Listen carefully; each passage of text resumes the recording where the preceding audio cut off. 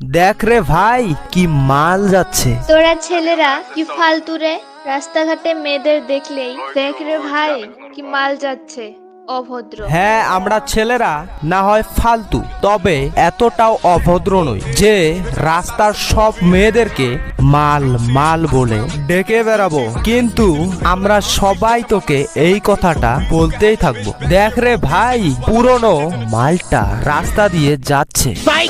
That's the wrong number.